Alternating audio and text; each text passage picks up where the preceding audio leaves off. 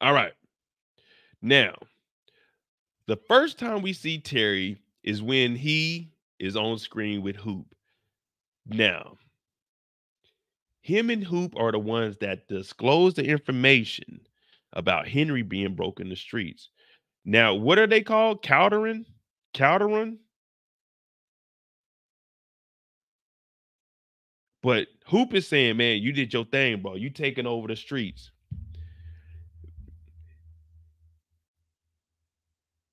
You making a lot of noise out here. Everyone's looking towards Terry to figure out how to run Detroit. Because you have to remember, Terry is in charge. When Meech left, Terry was the guy that had to step up. Remember, he upgraded from the the record store to the dining facility that he has. Now, Hoop is like, all right, man, Henry's out here struggling. You didn't took everybody. Now, the only problem is she owed a lot of money. Now, Terry is putting two to two together. That's what we call connecting the dots. He's like, wait a minute. So Henry was trying to get at Peaches because Peaches had a local dealer. But if Peaches had a local dealer, that means Henry had a local dealer. And if Henry had a local dealer and she owes them niggas money because we've been stealing all of her clientele, oh, that's why she was trying to get at Peaches.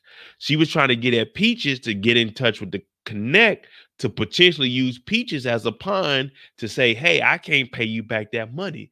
Now, that goes all the way back to episode 2. So now when we were talking about Henry, it's making more sense because Henry was broke. So the reason she was trying to get with Peaches was not because Peaches was attractive, but it was because Peaches was plugged in with her suppliers. And if she could use Peaches as a supplier and connect her in with them, that could erase the debt. But remember, Peaches wouldn't give up that information. So Henry had to get rid of Peaches, which kept her debt where it was. So Terry is like, oh, shit, oops. You may have just stumbled across something. You may have just cracked the code.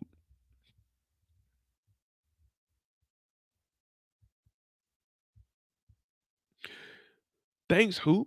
So now we discovered that Henry is actually broke out here. And this is just giving Terry more and more ideas. And you know what I'm saying? I respect that because Terry, he needed to step up. Now, we already discovered that, you got to clean your own table over here. Well, when he was leaving, did you see the old man? I got a picture of the old man, I think, leaving the dining facility.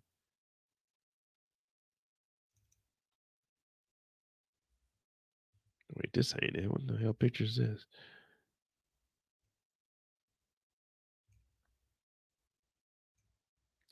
So the ladies are leaving. Do y'all think that they wash their own plates? Do y'all think they clean their table? Do y'all think that they clean their own table? Or do y'all think they just left? Like Terry's like, all right, have a good time. Old boy was like, all right, man. Hey, thanks, Terry. Do y'all think that they cleaned their own table? Do y'all think that they was in there washing the dishes?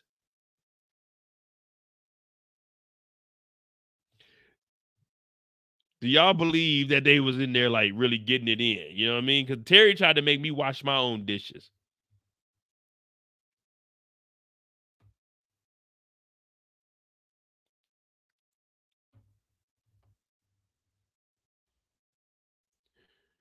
Well, they dipping out. And what we find out is Vince ends up showing up. Now I was gonna do Vince a little bit separate, but Vince, all of his story is with Meech. I mean, not Meech, with Terry. So Vince shows up. He's like, all right, wait a minute. He's like, nah, we closed. He's like, nah, nigga, I'm an officer of the law. I'm an officer of the law. Open this motherfucker up. So Terry's looking like, hey, bro, you tripping. He said, listen, fellas, Vince is the real deal who we should not be. Vince is a guy that we would call corny, lame. You don't want to be like Vince. You don't really want to be like Terry, but at least for Terry, he's hustling.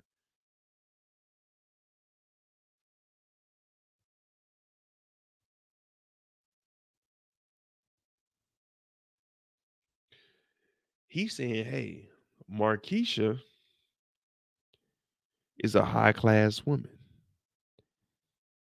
She don't need to do nothing with a little brother like you that's been sucking on your mammy's titty. On the titty.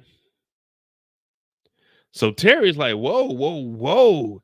Now, this was kind of disgusting for me. I don't know who wrote this in, but Terry says sometimes we graduate to bigger titties. Like, so you graduated from sucking your mama titty to Markeisha's titty? Like, Terry, that sounds a little disgusting, but this is Terry's story, so we got to be on his side. We got to be on his side. You know what I mean? We got to be on his side. Now, our special guest is saying she ain't never seen this part. But we got to understand that Terry ain't backing down. Vince is talking that shit, talking about, well, what if the IRS starts doing a little bit of investigating? And I'm like, man, in IRS, nigga, what do you mean IRS? I arrest you. So Vince is insinuating that he might go spill the beans that this place is laundering money.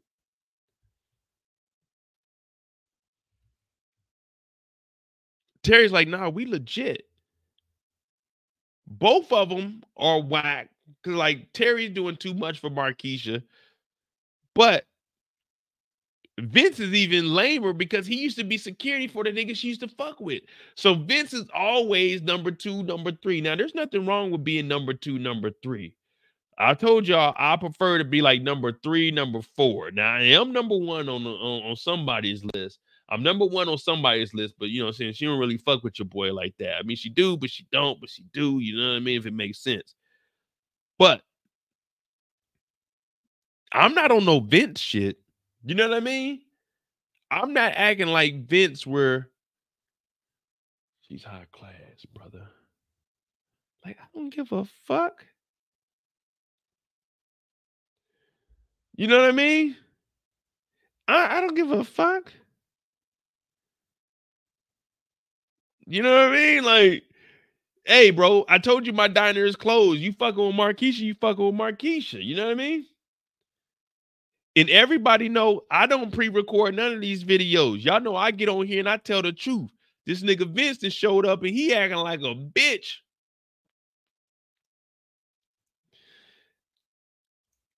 And hey, what y'all think? Who's in the wrong here? Is it Vince or is it Terry? I mean, I can't even say it's Terry. It's got to be Vince because Vincent showed up and like, dog, you gave your number to Markeisha, but the first time you met Markeisha, she wasn't even like really feeling you. She was getting some drink, and then Terry showed up. So I don't know. It's crazy. It's crazy. But we're gonna continue on with Terry's story because it gets deeper than this. It's deeper than rap.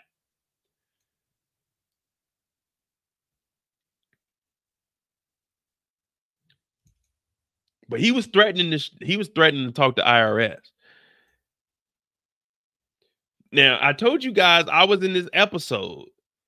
Did any of y'all put a we're just gonna keep it simple. Put an 8 in the chat if you notice me. Put a 9 in the chat if you didn't notice me. You know what I mean? They be watching the channel. You know what I mean? Like, this isn't confirmed. This isn't confirmed, but they be watching. They be watching. And hey, shout out to your boy. You know what I'm saying? Did you put an 8 in the chat if y'all noticed a shout out to me? Put a 9 in the chat if y'all didn't.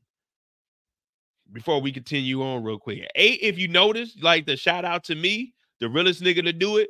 Put a 9 in the chat if you didn't notice it.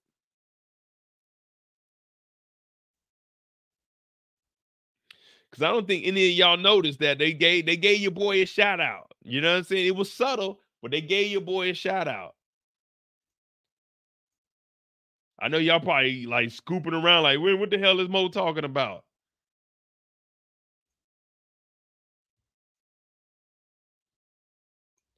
An 8 in the chat if you peep that they gave me some love. Put a 9 in the chat if you ain't noticed it. Because when I put this on the screen, y'all gonna be like, damn, nigga, we didn't even know they were showing you some love, Mo. When I put it on the screen, y'all ain't gonna even believe it.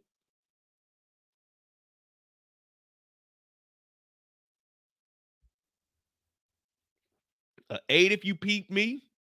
You know what I'm saying? 8 if you peep my name. A 9 if you didn't even notice it. Because y'all wasn't paying no attention. I know y'all wasn't paying no attention. It's little bitty, it's little shit. You know what I'm saying? They be showing love to your boy.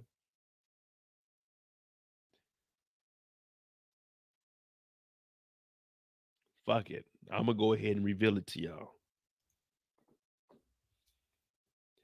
Did y'all peep that? Did y'all peep that in the episode? I bet y'all didn't even peep that in the episode, did you?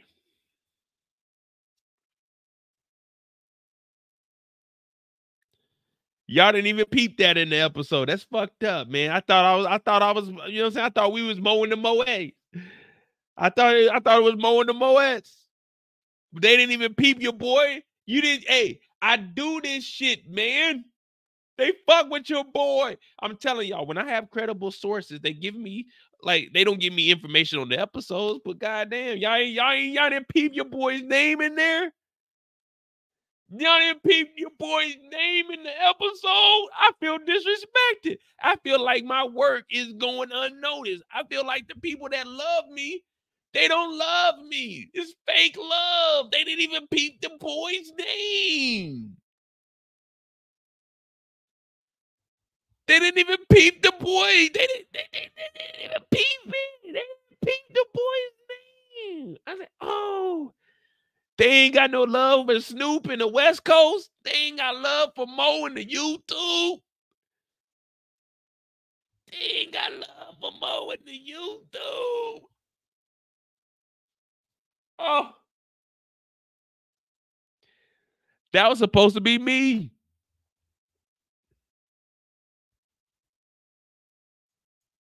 Now, I ain't gonna lie to you. This is the most interesting part. Oh, let me get this off the screen. This is the most interesting part of the story for me. Now, he's going to talk to Sam. Sam has multiple locations throughout the city. Now, Mo comes in here and Mo is like, hey, this is a fake scratch off ticket. What do you want to do about it? He's like, hey, tear it up. Now, this gives Terry the idea, and this is what I love here, because we're going to bring up the calculator and we're going to run through a couple of scenarios, and I'm just going to show you guys how situations like this can actually work in real life and why it makes sense. And I'm not sure if BMF actually did this. I'm going to try to do some research and actually find out if they did. But this is what I like to follow. Now, you know, I always had a character called IRS Agent Moses, where we actually follow the paper trails and we get like into the actual like numbers and shit. But this is always like, it's always been my thing, like to follow the paper trail. So Meech is like, I mean, not Meech, Terry is like, hey, bro, I know you got multiple locations. If we start laundering money through here, is that cool? Sam was like, all right. But when the fake lottery ticket comes through, that's what got Terry thinking. Terry's like, okay, well, what do you do if someone actually wins the lottery? If it's real, what is the situation? And Sam explains to him. I don't know if you guys play like the lottery or like scratcher tickets. Now they only pay up to, I think they might pay up to $1,000. I know it used to be only up to $500 you can get from the actual register. If not, you'd have to go to the actual lottery headquarters. But over here, Terry is like, wait, so we can pay up to $1 million? Well, they're going to be paying out $1 million. We're going to get into that in a minute when we start talking about the lottery. But this is just putting an idea in Terry's head. And this is what I love talking about. And now we about to get into some shit that's really about to excite me. The next time we see Terry, Charles, Nikki, Meech, blah, blah, blah, Terry saves that. We know Terry went and saved Nikki. We don't need to talk about that no more. Terry went and saved Nikki because he seen his little sister out there. For the Terry story, we'll just put this in there. he seen some boys buying some condoms, and he seen little Nikki in the car. They were drinking. He got her up out of there. He didn't want her to be involved in any of that because it's your little sister. You ain't trying to have her out there throwing that monkey, especially at that young age. I know it sounds bad, but that's really what we're talking about here. We're all adults and we all understand where we're at. But he stops little Breeze from doing whatever Breeze is doing, even though Breeze is a good kid and wasn't trying to, apply none of that pressure. But the next time we see Terry, oh shit, we didn't even get to the lottery yet. So Terry, he gets a call from Charles. Now Charles have an event. Charles is getting ready to go perform. Now I was one of the people that saying, man, this got to be an outside event.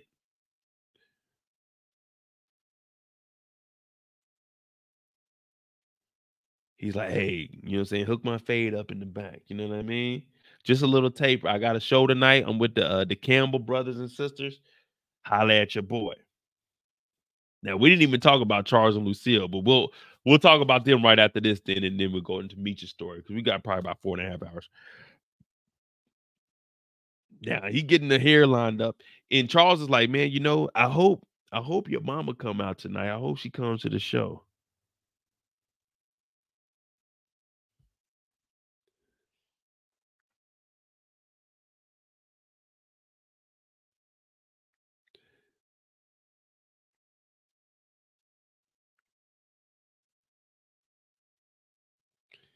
So he's hooking them up. Now, I know people have made fun of Charles and been saying, well, Charles, he ain't working. He ain't got no money. Charles ain't doing nothing, but he's trying to. He got a show lined up.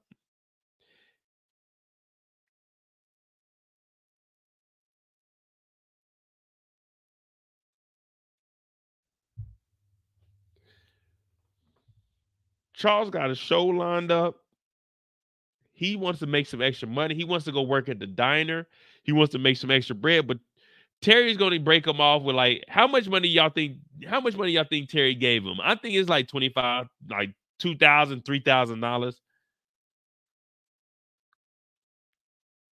Kevin Care said cash that check, 717,000 US bank. Oh, Kevin Care trying to cover everything. Kevin Care trying to cover everything. Close but no cigar, brother. Close but no cigar, my brother. We're gonna keep it pushing. Terry then gave him, let's just say 1,500. Well, DJ owe us $300. So DJ, his money is off. Like DJ off $300. So I was gonna say 1,800 to 2,000. DJ owe us $200, some shit like that. 200, $300, something like that. I can't even keep track of it. I know it's a lot of money though. DJ left and then came back, but DJ owe us some money. You know what I'm saying? DJ talking about 1,500. You about $300, $400 short, brother. Now he gives his dad some money, and you hear Charles talking about, man, money can't buy love, but it sure help. Definitely it help. I ain't never met a chick that was like, you know what, Mo, you a broke ass nigga. You know what I mean? I ain't never met a girl that like, Mo, you a broke ass nigga. Let me give you some pussy. Hey, have anyone ever heard that? Hey, you a broke ass nigga. Let me throw that thing on you. I've never heard that. I ain't never heard a chick say, Mo, you know what I'm saying? You got money. Let me throw that thing on you. But I'm just saying, I ain't never been with a chick and she find out that you like broke and she like, you know what? Let me throw that money on you. Let me throw that monkey on you, you broke ass nigga. I'm like, God damn. Now I'm not nowhere near rich or anything, but I'm just saying, Charles is trying to get right with his wife. So Terry is hooking him up and he gets some money, but he gets a phone call from Meech, and Meech is talking about, we got to find us a new chef.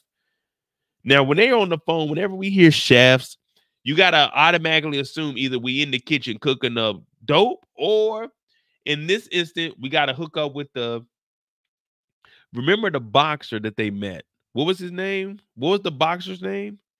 But he had the seats that lifted up and it had the chains and everything in the back. That's totally different than putting the shit in the doors, what we're going to talk about when we get to Meech's story. Now, he's on the phone talking to Terry. Hey, we got to get a new chef. You know what I'm saying? We need a new cook. We need to get down to Miami. That's what we're going to do. So Terry is like, all right, cool. Because The first batch gave us food poisoning. But Terry's like, nah, we good up here because Terry's not putting anything in the stash. Well, Calix went down to Atlanta. He ended up dying, I guess. I think they said he died. I don't know. Probably say he did die. But he went down there and wrecked the whip. Meech is saying, well, yeah, you guys are good in Detroit, but for how long? But for how long? And he hangs up on him.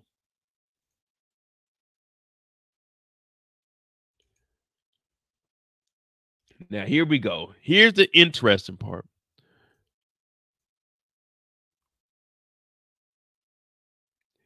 Now, does anybody understand how this lottery scheme was working? Before we jump into that, because I'm a let me see. We had 20 minutes. I'm gonna give like a 10 to 15 minute full breakdown of this lottery scheme. Does anyone know how this actually works? That's what I want to know. Like, are you familiar with these type of schemes? Like, I watch American Greed all day, every day. American Greed, Locked Up Abroad. Those are my two go-to shows outside of like the History Channel. Now, this lottery scheme, brilliant.